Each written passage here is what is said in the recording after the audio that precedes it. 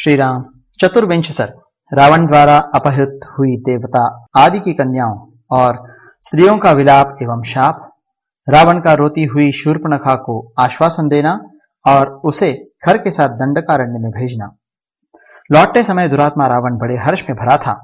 उसने मार्ग में अनेकानेक नरेशों, ऋषियों, देवताओं और दानवों की कन्याओं का अपहरण किया। वह राक्षस जिस कन्या अथवा स्त्री को दर्शनीय रूप सौंदर्य से युक्त देखता, उसके रक्षक बंधुजनों का वध करके उसे विमान पर बिठाकर रोक लेता था। इस प्रकार उसने नागों, राक्षसों, असुरों, मनुष्यों, यक्षों और दानवों की भी बहुत सी कन्याओं को हरकर विमान पर चढ़ा लिया।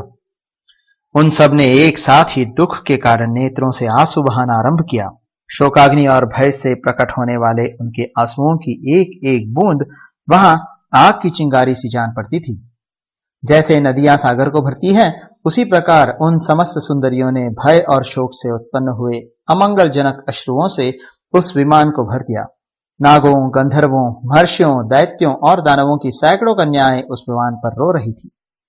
उनके केश बड़े बड़े थे, सभी अंग सुंदर एवं मनोहर थे। उनके मुख की कांति पूर्ण चंद्रमा की छवि को लज्जित करती थी। उरोजों के तट प्रांत उभरे हुए थे।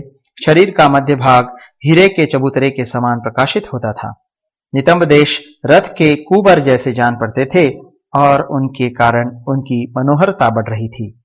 वे सभी स्त्रियां देवांगनाओं के समान कांतिमती और तपाए हुए स्वर्ण के समान सुनहरी आभा से उद्भासित होती थीं। सुंदर मध्य भाग वाली वे सभी सुंदरियां शोक, दुख और भय से त्रस्त एवं विभल थी। उनकी गरम गरम निश्वास वायु से वह पुष्पक विमान सब ओर से प्रज्वलित सा हो रहा था और जिसके भीतर अग्नि की स्थापना की गई हो, उस अग्निहोत्र गृह के समान जान पड़ता था। दशग्रीव के वश में पड़ी हुई वे शोकाकुल अबलाएं सिंह के पंजे में पड़ी हुई हिरनियों के समान दुखी हो रही थीं। उनके मुख और नेत्रों में दीनता छा रही थी और उन सब की अवस्था 16 वर्ष के लगभग थी।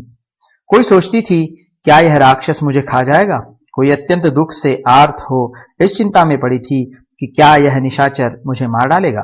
वे स्त्रियां माता, पिता, भाई तथा पति की याद करके दुख शोक में डूब जाती और एक साथ करुणाजनक विलाप करने लगती थीं। हाय, मेरे बिना मेरा नन्हा सा बेटा कैसा रहेगा? मेरी माँ की क्या दशा होगी और मेरे भाई कितने चिंतित होंगे? ऐसा कहकर वे शोक के सागर में डूब जाती थीं। हाय, अपने उन पतिदेव से बिछुड़कर मैं क्या करूंगी, कैसे रहूंगी? हे मृत्युदेव, मेरी प्रार्थना है कि तुम प्रसन्न हो जाओ और मुझ दुखिया को इस लोक से उठा ले चलो। हाय, पूर्व जन्म में दूसरे शरीर द्वारा हमने कौन सा ऐसा पाप किया था जिससे हम सब की सब दुख से पीड़ित हो शोक के समुद्र में गिर पड़ी हैं। निश्चय ही इस समय हमें अपने इस दुख का अंत होता नहीं दिखाई देता। अहो, इस मनुष्य लोक को धिक्कार है। इससे बढ़कर अधम दूसरा कोई लोक नहीं होगा, क्योंकि यहाँ इस बलवान रावण ने हमारे दुर्बल पतियों को उसी तरह नष्ट कर दिया जैसे सूर्यदेव उदय लेने के साथ ही नक्षत्रों को अदृश्य कर देते हैं। अहो, यह अत्यंत बलवान राक्षस वध के उपायों में ही आसक्त रहता है। अहो, यह पापी दुराचार के पथ पर चलकर भी अपने आप को धिक्कारता नहीं है।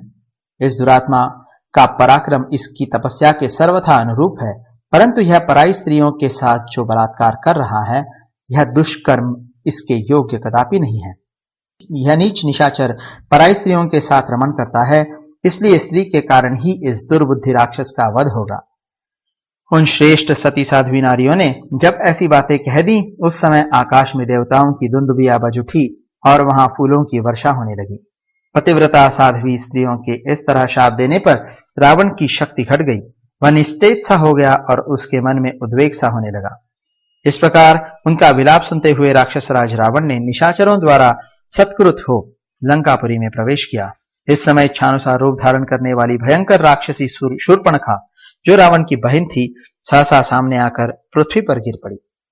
रावण ने अपनी उस बहन को उठाकर सांत्वना दी और पूछा, भद्रे, तुम अभी मुझसे शीघ्रतापूर्वक कौन सी बात कहना चाहती थी? शूर्पणखा के नेत्रों में आंसू भरे थे। उसकी आंखें रोते रोती लाल हो गई थी।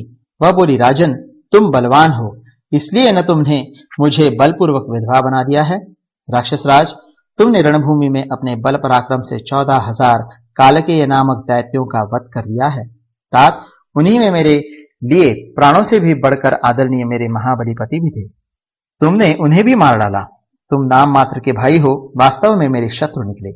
राजन, सगे भाई होकर भी तुमने स्वयं ही अपने हाथों मेरा मतलब मेरे पतिदेव का वध कर डाला।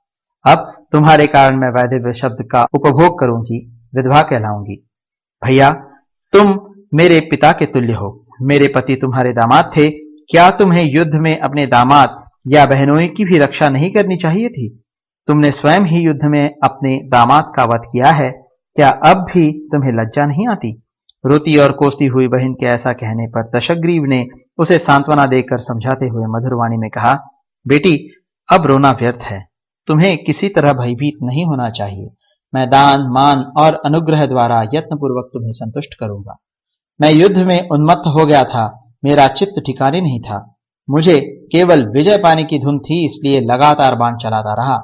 समरांगण में जूझते समय मुझे अपने पराये का ज्ञान नहीं रह जाता था।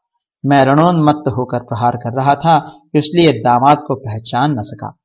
बहन, यही कारण है जिससे युद्ध में तुम्हारे पति मेरे हाथ से मारे गए। अब इस समय जो कर्तव्य प्राप्त है, उसके अनुसार मैं सदा तुम्हारे हित का ही साधन करूंगा। तुम ऐश्वर्यशाली भाई खर के पास चलकर रहो।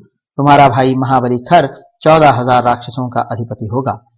वह उन सबको जहां चाहेगा भेजेगा और उन सबको अन्न, पान एवं वस्त्र देने में समर्थ होगा।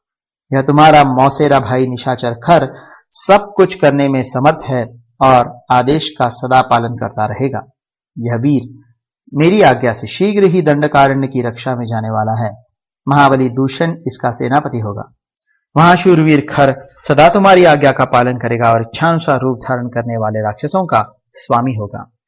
ऐसा कहकर दशग्रीव ने 14,000 पराक्रमशाली राक्षसों की सेना को खर के साथ जाने की आज्ञा दी।